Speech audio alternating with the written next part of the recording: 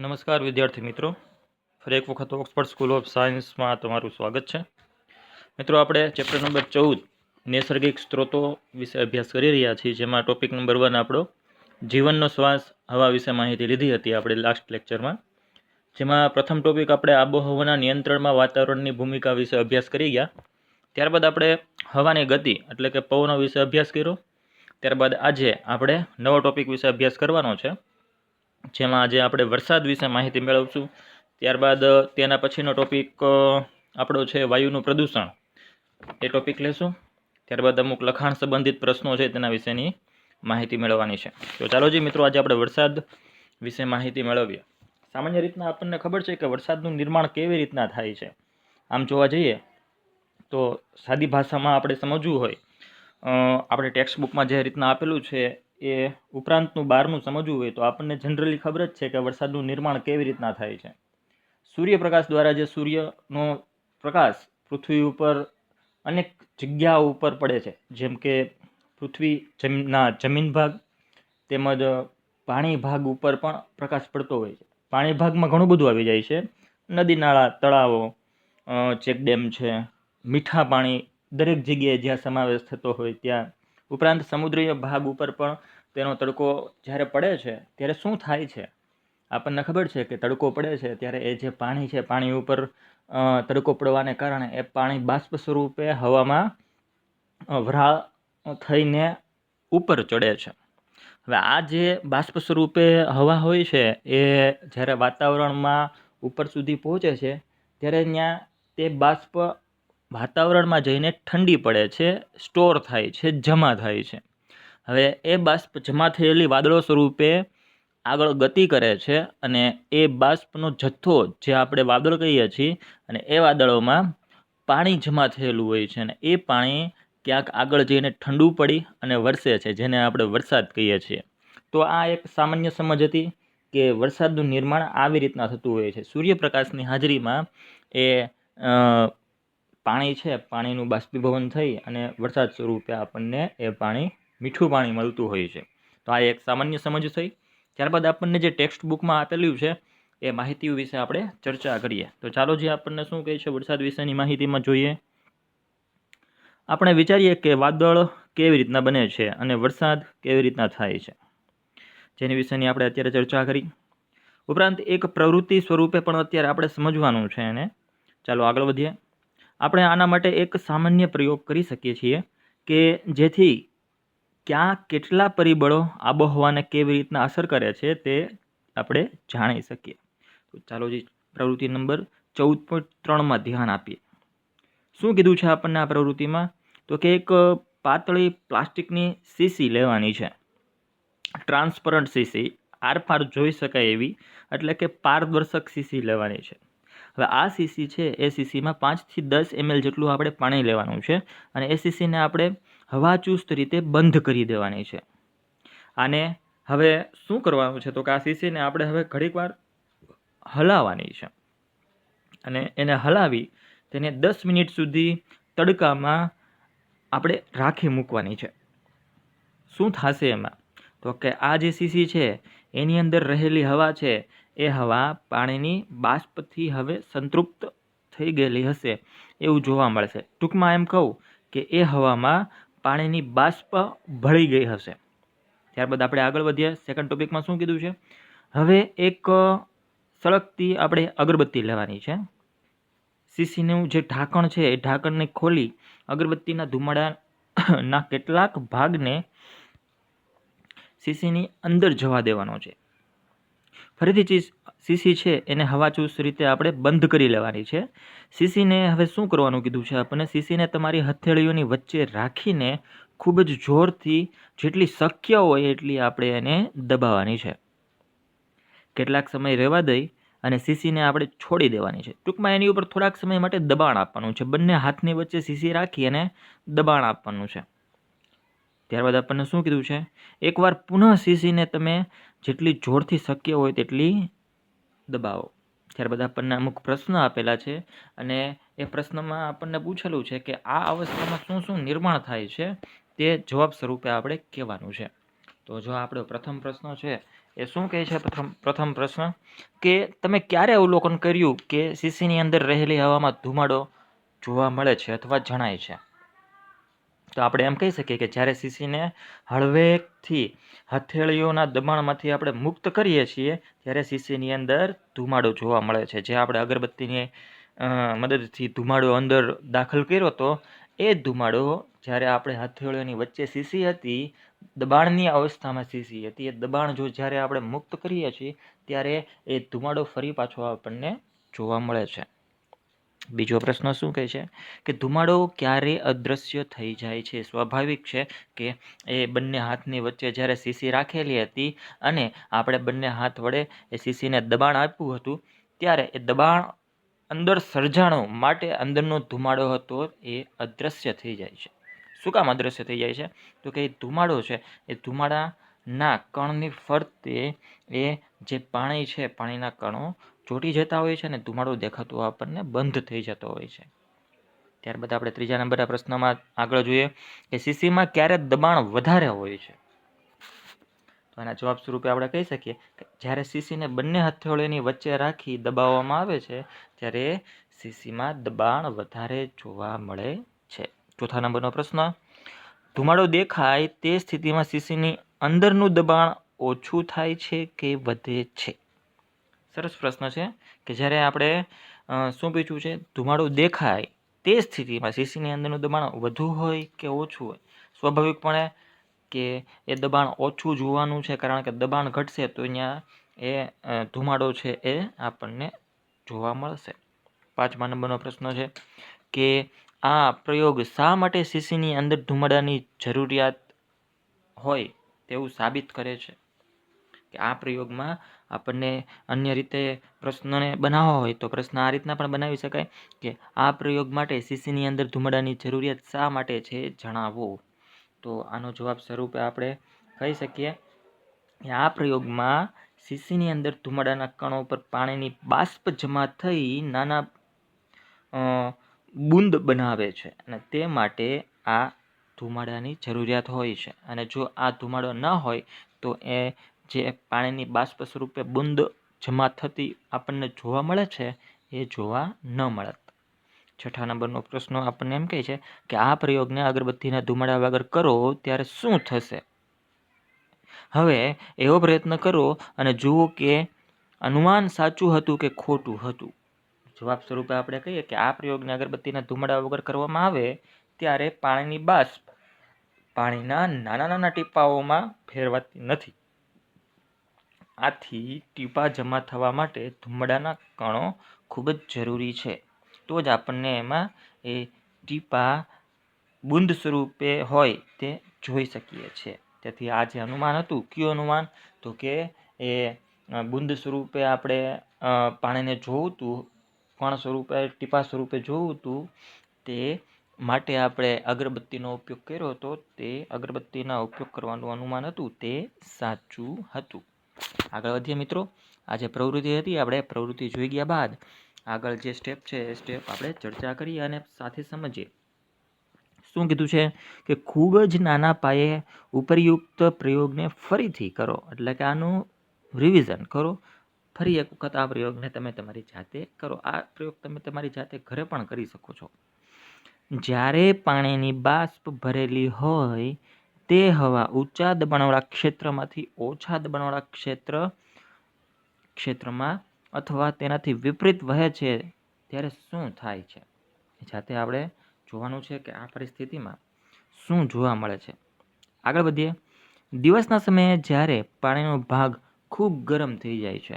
મિત્રો, એ વાત કરતાં પહેલાં હું તમને સમજાવ, અત્યારે ધ્યાન તમારું ના હોય તો દેખાડી દઉં કે આપણે આ પેરેગ્રાફને આગળ વધારીએ છીએ. બરાબર? તો ચાલો જે જોઈએ અત્યારે એ પેરેગ્રાફને કે દિવસના સમયે જ્યારે પાણીનો ભાગ, એટલે કે જમીન ઉપર જે પાણી છે એ પાણીનો ભાગ ગરમ થઈ જાય છે ત્યારે ખૂબ જ વધારે માત્રામાં પાણીની બાષ્પ બને છે અને આ બાષ્પ હવામાં વહે છે. પાણીની બાષ્પ કેટલીક માત્રામાં વિવિધ પ્રકારના જૈવિક ક્રિયાઓને કારણે વાતાવરણમાં જતી રહે છે. આ હવા પણ ગરમ થઈ જાય છે, એટલે કે પાણીની બાષ્પવાળી જે હવા હોય છે ને એ બાષ્પવાળી હવા પણ ગરમ થઈ જાય છે સૂર્યપ્રકાશના કારણે. ગરમ હવા તેની સાથે પાણીની બાષ્પને લઈને ઉપરની તરફ જાય છે, જેથી હવા ઉપરની તરફ જાય છે કે તરત જ તે ફેલાય છે અને વિસ્તાર પામે છે અને ઠંડી પડે છે. એટલે કે એ બાષ્પ સ્વરૂપે જે હવા એને ધક્કો મારે છે પાણીના બૂંદને, અને વાતાવરણમાં ઉપર જઈને ફેલાઈ જાય છે અને ફેલાઈ જઈ અને ત્યાં ઠંડી પડે છે. ઠંડી હવા હોવાને લીધે હવામાં રહેલા પાણીના બાષ્પના નાના નાના પાણીના ટીપાના સ્વરૂપમાં તે બાષ્પ છે એ સંઘનન અથવા એમ કહીએ કે આપણે સંગઠિત થાય છે. સંઘનન એટલે કે ભેગું થવું, સંગઠિત એટલે પણ ભેગું થવું એમ થાય છે. પાણીનું આ સંઘનન સરળતાથી થતું હોય એવું જોવા મળે છે. આ સામાન્ય ક્રિયા છે. કોઈ કણ કેન્દ્રમાં રહીને તેની ચારેય તરફ પાણીના ટીપા જમા કરે છે. એટલે કે જ્યારે એ વાતાવરણમાં પાણીના ટીપાઓ બાષ્પ સ્વરૂપે સંગઠિત થાય છે ત્યારે શું થાય છે તો કે ત્યાં કોઈક કણ હોય એ કણ કેન્દ્ર સ્થાને રહે છે અને કેન્દ્ર સ્થાને રહેલો કણ તેની આજુબાજુ પાણીના ટીપાઓને જમા કરે છે. સામાન્ય રીતના હવામાં રહેલી ધૂળના રજકણ અને બીજા નિલંબિત કણ કેન્દ્રસ્થ અવસ્થામાં પોતાનું સ્થાન ગ્રહણ કરે છે અને આ રીતનું કાર્ય કરતા હોય તેવું જોવા મળે છે. નેક્સ્ટ પેરેગ્રાફમાં આપણે જોઈએ કે એકવાર જ્યારે પાણીના ટીપાનું નિર્માણ થઈ જાય છે ત્યારે તેઓ સંગઠિત હોવાને લીધે મોટા અને મોટા સતત બનતા જતા હોય છે. જ્યારે આ ટીપા મોટા અને ભારે બની જાય ત્યારે તેઓ વરસાદના સ્વરૂપમાં પૃથ્વી ઉપર નીચે પડે છે. તો આપણને સમજાણું કે કેવી રીતના વરસાદ પડે છે, બરોબર. ક્યારેક હવાનું તાપમાન ખૂબ જ ઓછું થઈ જાય છે ત્યારે તેઓ હિમવર્ષા અથવા કરાના સ્વરૂપમાં રૂપાંતરિત થાય છે અને તે વરસે છે. કયું તાપમાન? તો કે વાતાવરણનું જે તાપમાન છે એ ખૂબ જ જ્યારે ઠંડુ થઈ જાય છે ત્યારે સ્વાભાવિક છે કે એ જે વાદળ સ્વરૂપે રહેલા પાણીના બૂંદો છે એ જ્યારે વરસવાનું શરૂઆત કરે ત્યારે વાતાવરણ ઠંડુ હોવાને કારણે એ જે પાણીના બૂંદ વરસતા હોય વરસાદ સ્વરૂપે ત્યારે તેના રસ્તામાં ઠંડુ વાતાવરણ આવવાને કારણે તેનું નિર્માણ એ હિમવર્ષા સ્વરૂપે અથવા બરફના કરા સ્વરૂપે થતું હોય એવું જોવા મળે છે. અને આપણે સામાન્ય રીતના જોઈએ છીએ આ બાજુના વિસ્તારમાં આપણે જ્યાં રહીએ છીએ ત્યાં હિમવર્ષા તો સંભવ નથી, પરંતુ કરા ઘણી વખત ચોમાસાની સિઝનમાં પડતા હોય તેવું આપણે જોયેલું છે. તો આ પાછળનું કારણ આ હોય કે વાતાવરણ ઉપરના વાતાવરણનું જે તાપમાન છે એ ખૂબ જ ઠંડુ હોય, જેના કારણે એ જે પાણી છે વાદળાઓમાં એ જ્યારે વરસે છે ત્યારે તેમાંથી પાણી છે એનો બરફ થઈ જાય છે અને એ બરફ જ્યારે પડે છે ત્યારે એને આપણે કરા પડ્યા હોય એમ કહીએ છીએ. આગળ વધીએ મિત્રો. વરસાદ પવનોની ભાત કે દિશા પર આધાર રાખે છે. એટલે કે પવન જે રીતના વાતો હોય તેની ઉપર વરસાદ આધારિત છે. વરસાદ એવી રીતના પડતો હોય છે. ભારતમાં મોટે ભાગે ભૂમિ વિસ્તારમાં વરસાદ દક્ષિણ પશ્ચિમ કે ઉત્તર પૂર્વીય વરસાદી પવનોને લીધે થતો હોય છે. તો આના માટે મિત્રો હું તમને આપણા પૃથ્વીની આકૃતિ દર્શાવું અને એમાં દક્ષિણ પશ્ચિમ કે ઉત્તર પૂર્વીય વિસ્તાર કયો કેવો એની સમજ આપું. આમ તો આપણને અહીંયા અત્યારે નકશો આપેલો જ છે. નકશામાં જોઈએ કે ઉત્તર દક્ષિણ પૂર્વ પશ્ચિમ આમાં આપણે નકશામાં કોને કહેવું. તો ધ્યાન આપજો, આ જે આપણો નકશો છે નકશામાં તીર દ્વારા દર્શાવીએ છીએ આપણે કે આ જે ભાગ છે એ ઉત્તર ભાગ છે, આ ભાગ છે એ દક્ષિણ ભાગ છે, આ ભાગ છે એ પૂર્વ ભાગ છે અને આ ભાગ છે એ પશ્ચિમ ભાગ છે. બરોબર, સમજાઈ ગયું એટલું મિત્રો? તો આ જે ભાગ આપણે અત્યારે દર્શાવેલા છે એની ઉપરથી આપણે સમજ મેળવીએ. શું કીધું છે? તો કે ભારતમાં મોટે ભાગે ભૂમિ વિસ્તારમાં વરસાદ ક્યાંથી આવે છે? તો કે દક્ષિણ પશ્ચિમ. દક્ષિણ પશ્ચિમ એટલે કયો ભાગ થયો મિત્રો? ઉત્તર દક્ષિણ પૂર્વ પશ્ચિમ. દક્ષિણ પશ્ચિમ એટલે આ ભાગ થયો, આ ભાગ. આપણે એને પહેલાં તો સિલેક્ટ કરવું પડશે અને થોડીક સાઇઝ વધારવી પડશે. ઓકે, ચાલો જી. એરા સ્વરૂપે દક્ષિણ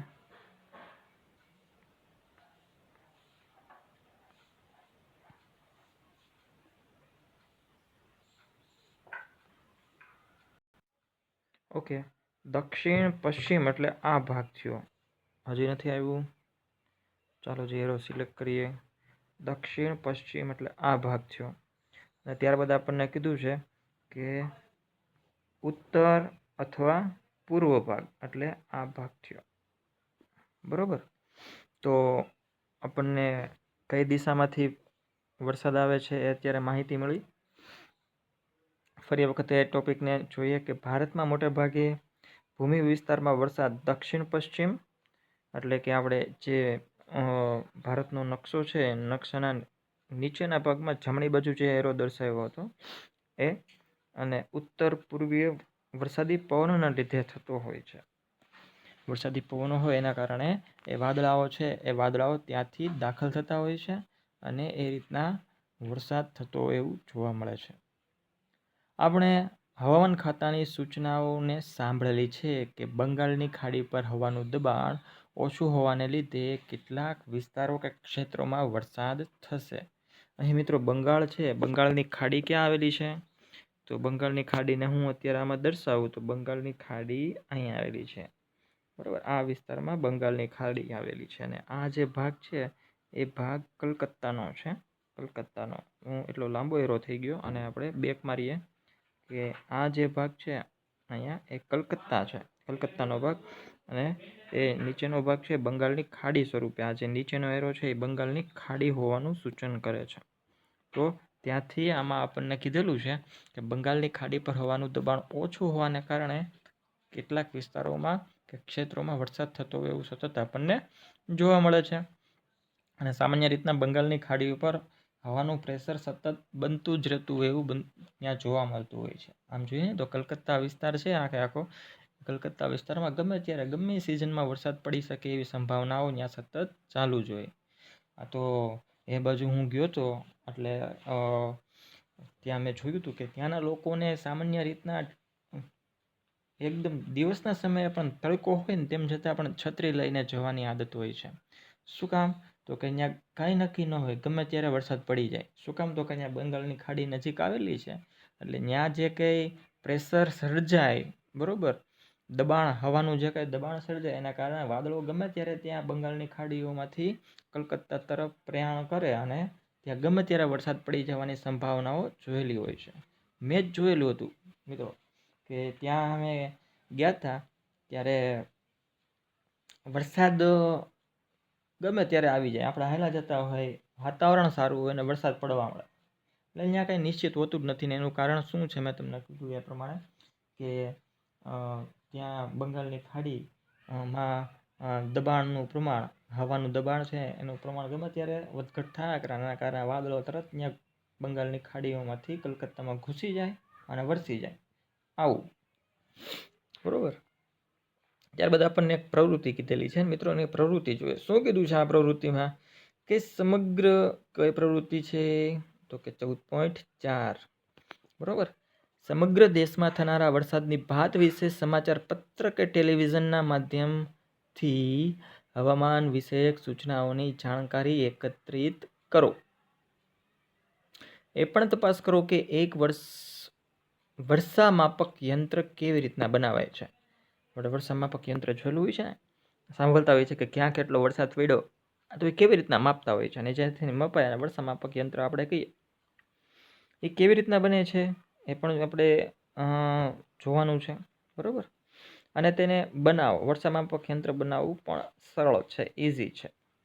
વર્ષા માપક યંત્રથી સાચી માહિતી મેળવવા માટે કઈ કઈ સાવચેતીઓની આવશ્યકતાઓ છે એવા આપણને પ્રશ્ન પૂછ્યો છે કે વર્ષા માપક યંત્ર બનાવવું હોય તો આપણે કઈ કઈ સાવચેતીઓ રાખવી પડે, બરાબર. હવે નીચે આવેલા પ્રશ્નોના આપણે જવાબ આપવાના છે.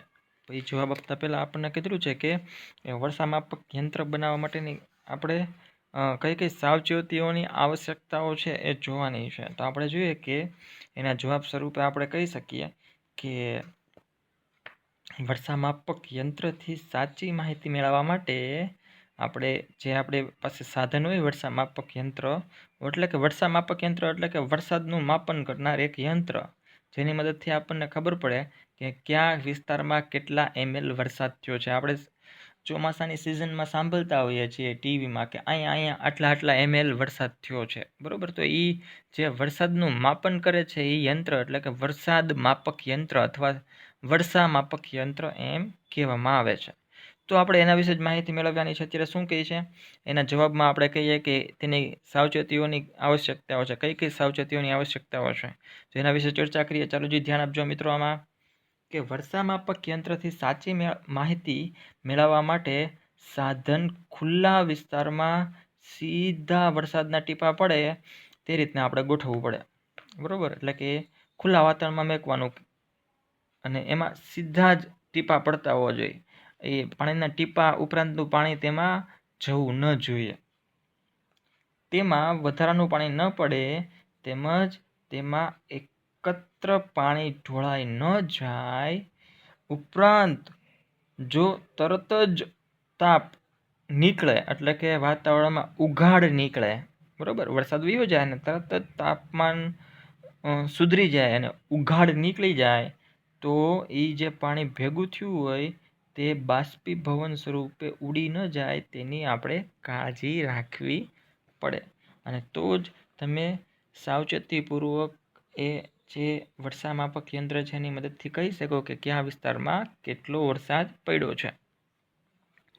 પ્રશ્ન આપણને આપેલા છે, એમાં પ્રશ્નમાં જોવું જોઈએ શું કીધું છે. પેલા પ્રશ્નમાં કે કયા મહિનામાં તમારા શહેર, નગર કે ગામમાં સૌથી વધારે વરસાદ પડે છે.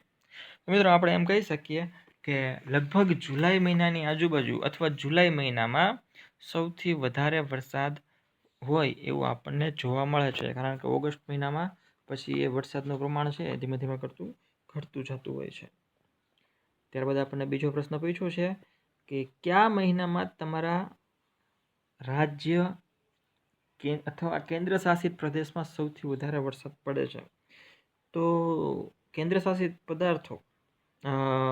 શાસિત પ્રદેશો એના જવાબ સ્વરૂપે આપણે કહી શકીએ કે જુલાઈ અથવા ઓગસ્ટ, એટલે કે જુલાઈ અને ઓગસ્ટ મહિનામાં એ જે કેન્દ્ર શાસિત પ્રદેશો છે ત્યાં વધારે વરસાદ જોવા મળતો હોય છે. સૌથી છેલ્લે શું પ્રશ્ન પૂછ્યો છે કે શું વરસાદ હંમેશા વાદળ ગરજવાથી અને વીજળીના ચમકારાની સાથે જ થાય છે? હા, એમ જ થતું હોય. જો ના તો કઈ મોસમમાં સૌથી વધારે વરસાદ વાદળ ગરજવા અને વીજળીના ચમકારા થવાની સાથે થાય છે, બરોબર. તો આપણે જવાબ હા કીધું હતું, પણ ઘણી વખત એવું નથી થતું હોતું કે વીજળીના ચમકારા અથવા વાદળની ગર્જના સાથે વરસાદ નથી પડતો, પણ મોસ્ટ ઓફ તો એવું જ થતું હોય છે. ઘણી વખત એવું નથી થતું એટલે આપણે હા ન પાડી શકીએ. આપણે એમ કહીએ છીએ કે ના ભાઈ એવું ક્યારેક જ થાય છે, એટલે આવું દર વખતે થાય એવું જરૂરી નથી હોતું. તો આપણે જવાબ સ્વરૂપે કહી શકીએ કે ના, એવું જરૂરી નથી. ચોમાસામાં સૌથી વધારે વરસાદ વાદળ ગરજવા અને વીજળીના ચમકારા થવાની સાથે જ થતો હોય છે. બાકી બહુ ઓછો વરસાદ એવો પડતો હોય છે કે જે વાદળ ગર્જના કે વીજળીના ચમકારા સાથે થતો હોય, બરોબર. ત્યારબાદ આપણને અન્ય પ્રવૃત્તિ કીધેલી છે 14.5માં. એમાં શું કીધું છે?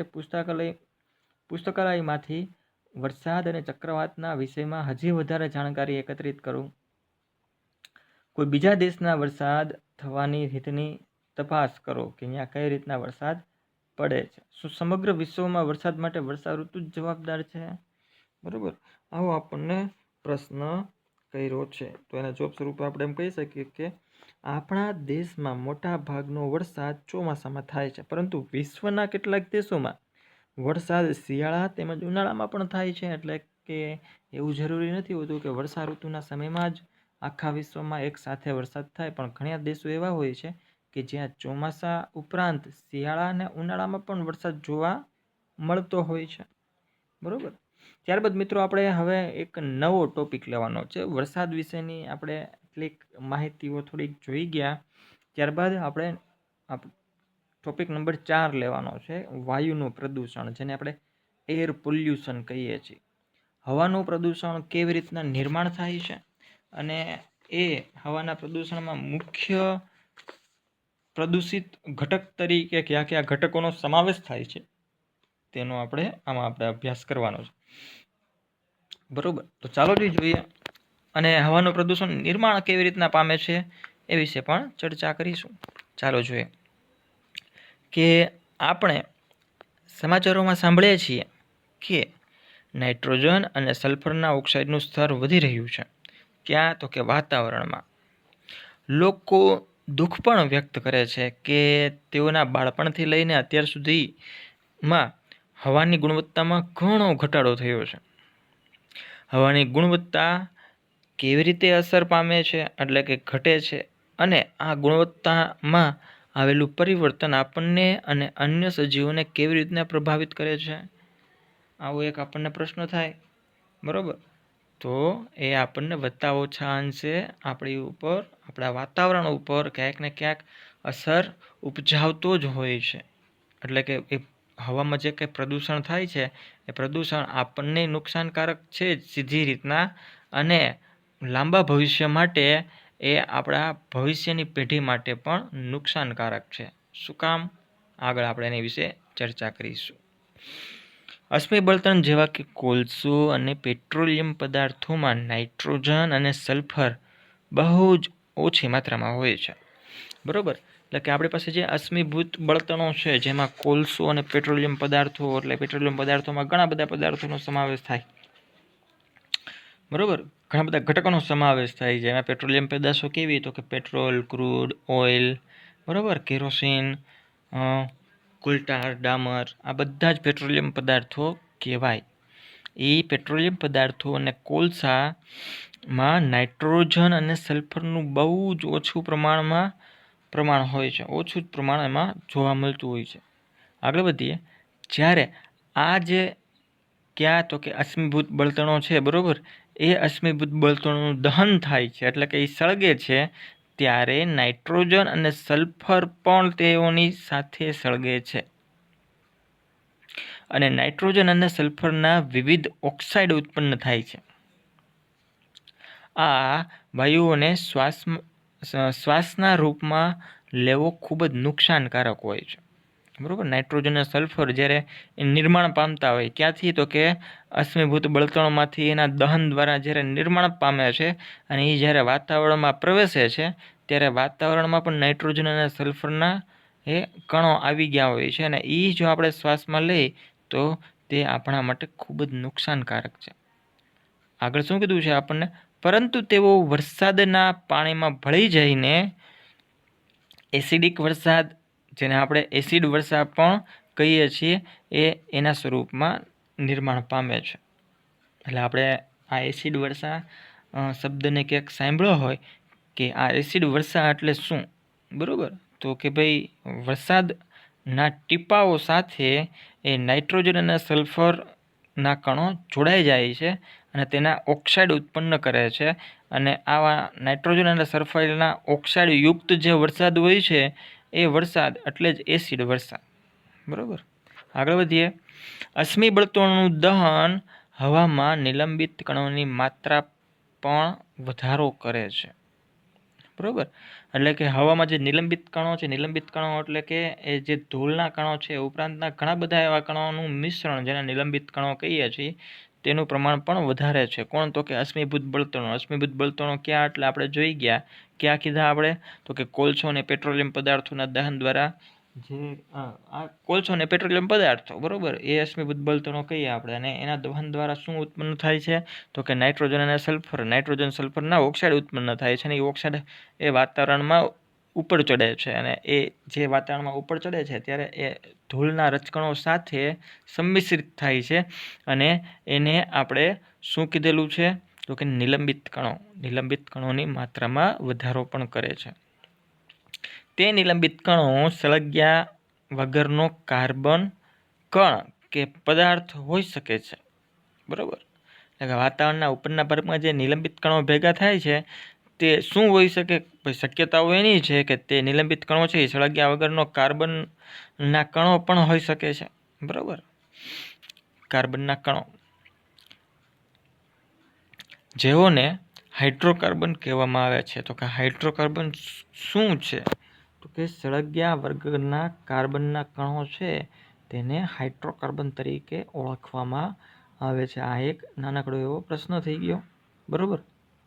આ બધા પ્રદૂષકોનું વધુ પ્રમાણ વાતાવરણને ધૂંધળું બનાવે છે. આ જે બધા પ્રદૂષણ ફેલાવનાર ઘટકો છે એના વધારે પ્રમાણ જો ફેલાઈ જાય તો તે વાતાવરણને ધૂંધળું બનાવતા હોય છે.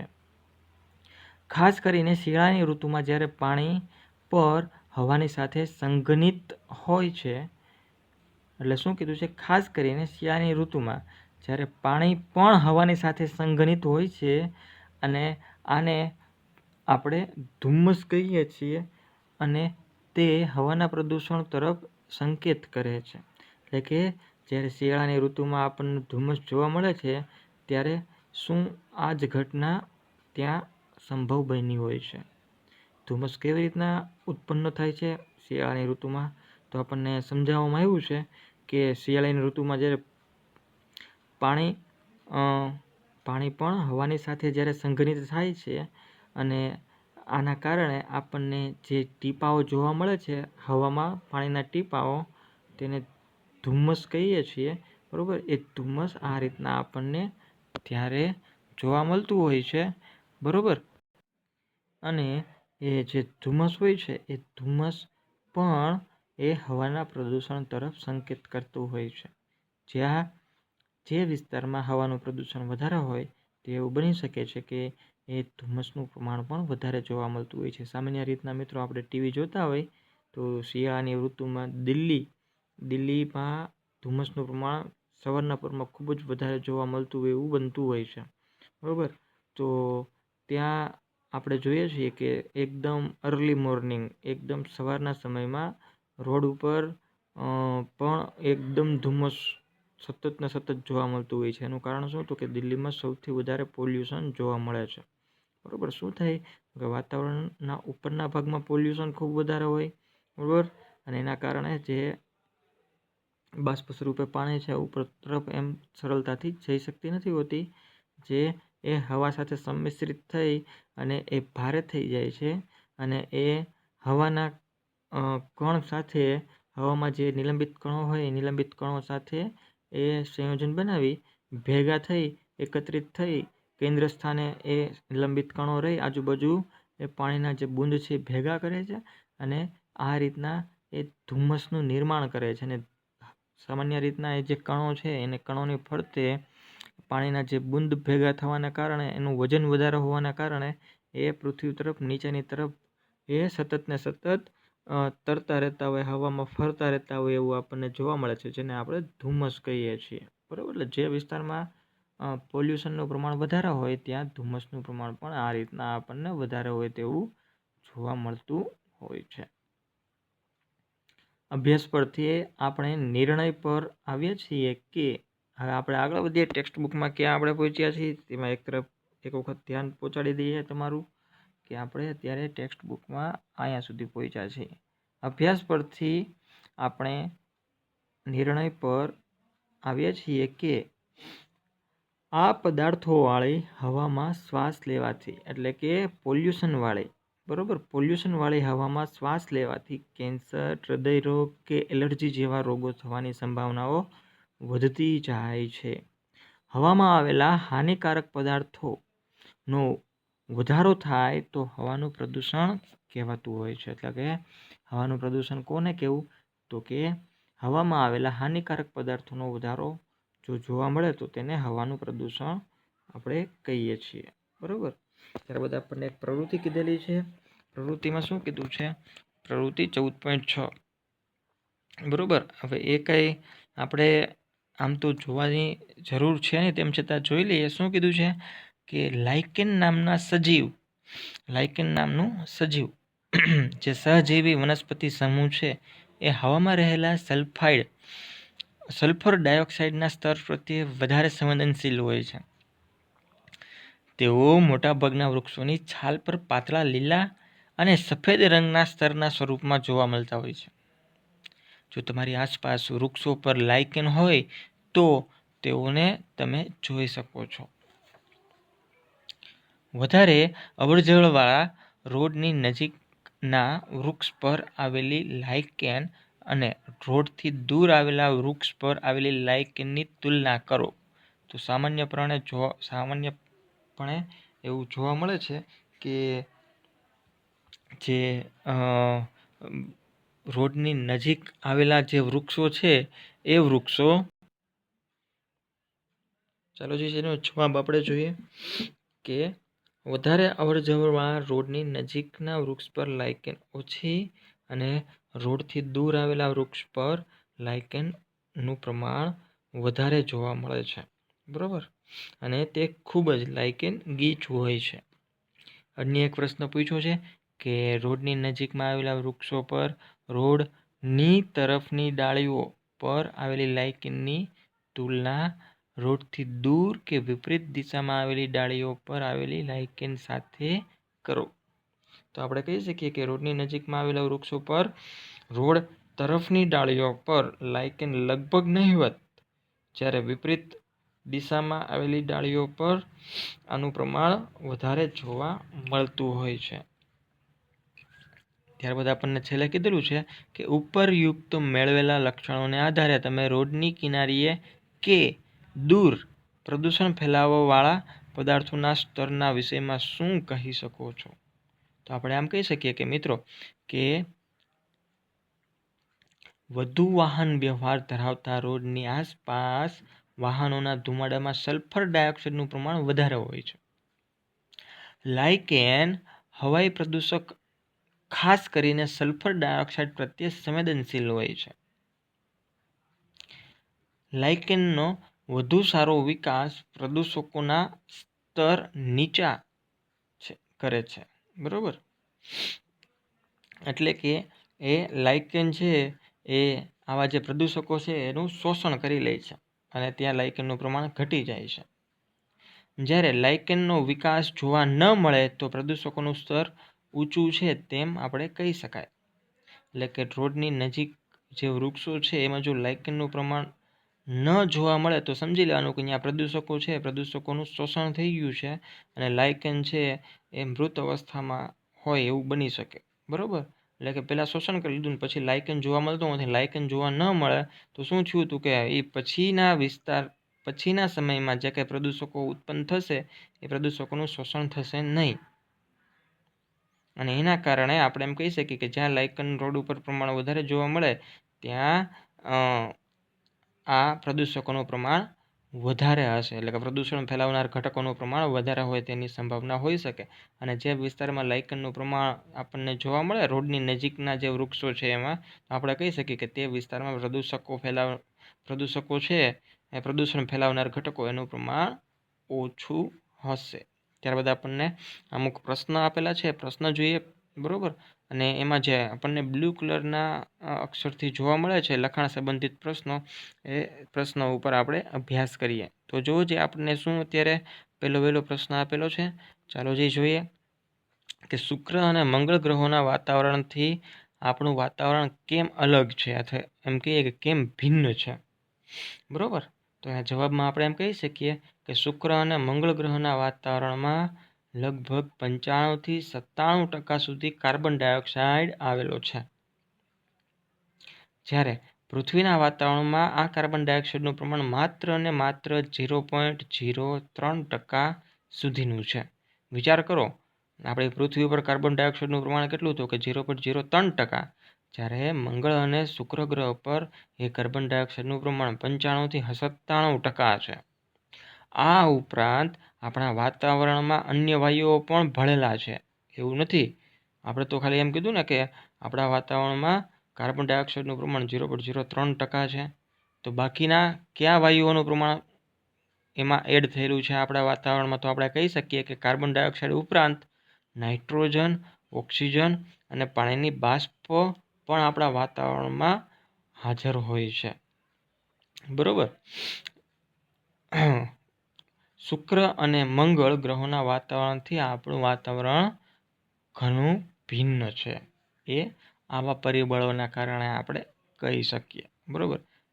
કારણ કે ત્યાં તો શું છે તો કે ત્યાં એ ગ્રહો ઉપર, શુક્ર અને મંગળ ગ્રહો ઉપર વાતાવરણ એટલું બધું છે નહીં જેટલું પૃથ્વી ઉપર છે. અને ત્યાં મોટાભાગે કાર્બન ડાયોક્સાઇડનું પ્રમાણ વધારે છે, જ્યારે પૃથ્વી ઉપર કાર્બન ડાયોક્સાઇડનું પ્રમાણ ઓછું છે, ખૂબ જ ઓછું છે તેની પ્રમાણમાં, બરાબર. ઉપરાંત આપણા વાતાવરણમાં નાઇટ્રોજન પણ રહેલો હોય છે, ઓક્સિજન પણ રહેલો હોય છે, અને પાણીની બાષ્પ ઉપરાંત બીજા બધા ઘણા બધા વાયુઓ પણ રહેલા હોય છે, જેનું પ્રમાણ ખૂબ જ નહિવત હોય એમ પણ આપણે કહી શકીએ, બરાબર. ત્યારબાદ બીજા નંબરનો પ્રશ્ન શું છે કે વાતાવરણ એક કામળા કે ચાદરની જેમ કેવી રીતના કાર્ય કરે છે? તેના જવાબમાં આપણે એમ કહી શકીએ કે વાતાવરણની હવા ઉષ્માની મંદવાહક હોવાથી પૃથ્વીના તાપમાનને દિવસના સમયે અને સમગ્ર વર્ષ દરમિયાન લગભગ એક સરખી રાખે છે. આ ઉપરાંત ઓઝોન સ્તરને કારણે વાતાવરણ એક કામળા કે ચાદરની જેમ સતત ને સતત કાર્ય કરતું હોય એવું જોવા મળે છે, બરાબર. તો ત્રીજા નંબરના પ્રશ્ન વિશે ચર્ચા કરીએ. ત્રીજા નંબરનો પ્રશ્ન શું છે કે હવાની ગતિ, જેને પવન કહીએ છીએ, એ પવનનું કારણ શું છે?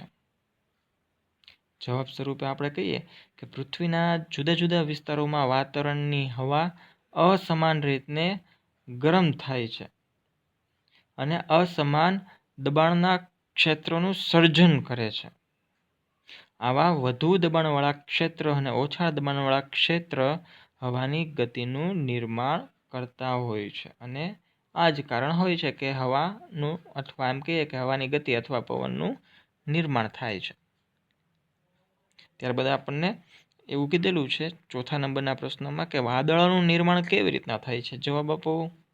તો વાદળોનું નિર્માણ કેવી રીતના થાય છે તેનો જવાબ આપણે આપીએ.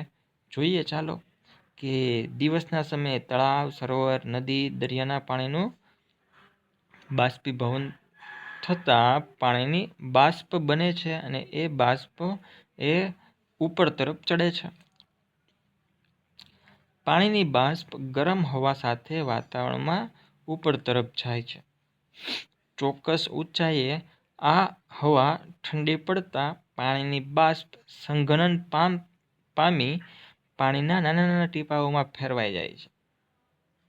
એટલે કે એ હવાની બાષ્પ ભેગી થઈ ઠંડી પડે છે અને નાના નાના ટીપાઓમાં ફેરવાઈ જાય છે. આ રીતે વાદળોનું નિર્માણ થાય છે.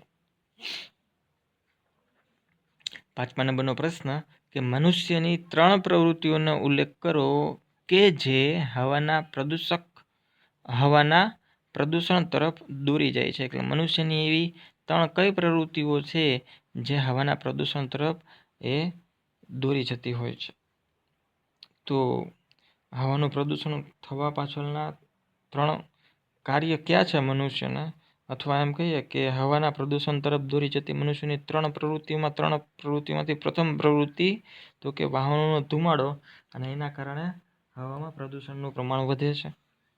ત્યારબાદ શું કીધું છે તો કે ઉદ્યોગોમાંથી મુક્ત થતા ધુમાડા એ પણ હવાનું પ્રદૂષણ વધારે છે. અને ત્રીજું, કોલસો, પેટ્રોલિયમ પદાર્થો જેવા અશ્મિ બળતણોના દહનના કારણે હવામાં પ્રદૂષણનું પ્રમાણ વધે છે એવું જોવા મળે છે. તો કે આ 3 પ્રવૃત્તિઓ છે, 3 પ્રવૃત્તિઓની મદદથી હવામાં મનુષ્ય પ્રદૂષણ સતત ને સતત ફેલાવતો રહેતો હોય છે. તો મિત્રો, આજના લેક્ચરમાં આપણે અહીંયા સુધી રાખીએ. અહીંયા આપણે બીજો લેક્ચર પૂર્ણ કર્યો છે. ત્યારબાદ આપણે હવે નેક્સ્ટ લેક્ચર, ત્રીજા લેક્ચરમાં આપણે પાણી એક અદ્ભુત પ્રવાહી વિશે અભ્યાસ કરીશું. તો મિત્રો, એક તમને સલાહ છે મારી કે આપણું જ્યારે આ સ્ક્રીન રેકોર્ડિંગ દ્વારા જે લેક્ચર કમ્પ્લીટ થાય ત્યારબાદ તમારે એક વખત આ ટેક્સ્ટ બુકને પણ રીડ કરી લેવી, જે મેં તમને પહેલાં પણ કીધેલું છે કે તમને જ્યાં યોગ્ય જણાય ત્યારે પેન્સિલથી અંડરલાઇન કરી લેવી, જેના કારણે તમને એ આ જે આપણા પાછળના ચેપ્ટરો છે એ થિયરિકલ ચેપ્ટરોમાંથી ખૂબ જ નાના નાના પ્રશ્ન પૂછાવાની સંભાવનાઓ વધારે રહેલી હોય છે. તમે અંડરલાઇન કરેલી હોય તો તમે ફરી વખત જ્યારે તેને વાંચવા બેસો ત્યારે એ જે મેઇન પોઈન્ટ છે, જે શોર્ટ ક્વેશ્ચનમાં પૂછાવાની સંભાવનાઓ વધારે ધરાવતા જે પ્રશ્નો છે એ સીધા જ ઉડીને આંખે વળગે તમને, અને અંડરલાઇન કરેલી હોવાથી તમને એ વધારે યાદ પણ રહી જાય. તો મિત્રો આટલી એક તમારે ખાસ ધ્યાન રાખવું. ઉપરાંત તમને જે ટોપિક ચલાવેલો હોય જે દિવસે તે દિવસ દરમિયાન તમને તેનું PDF સ્વરૂપે મટીરિયલ પણ મળતું રહે છે. એટલે એ જે મટીરિયલ તમને મળે છે એનો પણ અભ્યાસ તમારે તેની સાથે જ કરી લેવો. પહેલાં ટેક્સ્ટ બુકમાં વાંચી જવું, ત્યારબાદ તમને PDF સ્વરૂપે જે મટીરિયલ મળેલું હોય છે એ મટીરિયલ પણ વાંચી લેવું, જેથી કરીને તમને એ જે ટોપિક તમે ભણ્યા હોય એ ટોપિક સંપૂર્ણપણે ક્લિયર થઈ જાય અને યાદ રહી જાય. બરાબર? તો આ રીતના તમારે સતત તૈયારીઓને આગળ વધારતી રહેવાની છે. અને આ જે પાછળના ચેપ્ટરો છે એ ખૂબ જ સહેલા ચેપ્ટરો છે અને આમ જોઈએ તો યાદ રહી જાય એવા ચેપ્ટરો છે, આવડી જાય એવા ચેપ્ટરો છે. એટલે આમાં કંઈ અઘરું તો છે જ નહીં. માત્ર તમારે મહેનત કરવાની છે વાંચવામાં. વાંચતું રહેવાનું સતત, એટલે તમને એ યાદ રહેતું જાય. તો બરાબર મિત્રો, આજના લેક્ચરમાં આપણે આટલું રાખીએ. હવે નેક્સ્ટ લેક્ચર આપણો આ ચેપ્ટરનો લેક્ચર નંબર 3. નેક્સ્ટ લેક્ચરમાં આપણે પાણી એક અદ્ભુત પ્રવાહી એના વિશે આપણે માહિતી મેળવશું. ત્યાં સુધી મિત્રો અસ્તુ, આભાર, જય હિન્દ, જય ભારત.